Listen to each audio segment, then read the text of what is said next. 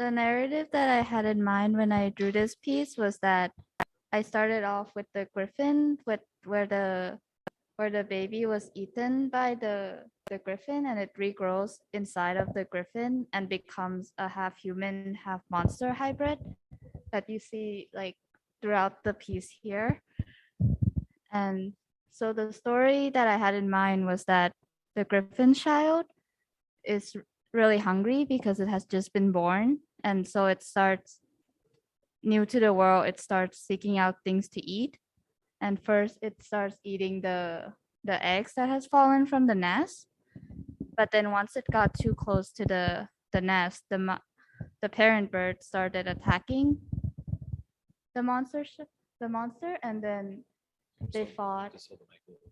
Oh yes, and then they fought because the mom bird wants to defend her nest, but since the parent bird was defeated, the monster started climbing the tree to get to the little birds, and it was able to catch two of them, but one of them was able to escape, and it fights the monster up until it took shelter in the porcupine, because and then once it took shelter, the monster had a hard time finding the bird, but it was able to smell where the bird is, but it couldn't see that it has hidden itself in a porcupine. So it ran headfirst into the porcupine and started rolling because of the impact. The porcupine kind of end up rolling along the back of the monster and become like quillless, so it lose all of its defense mechanism, while the bird caught by the impact end up dying within the spikes that has like impaled the monster's head.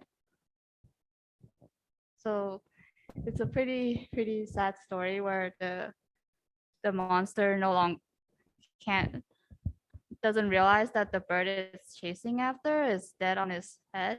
So it continues to chase after the bird until like the bones fell from its head.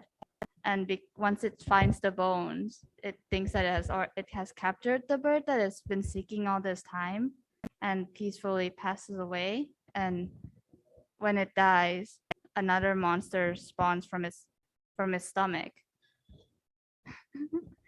It's yeah. And just to clarify, you wrote this entire narrative on your own. Yeah.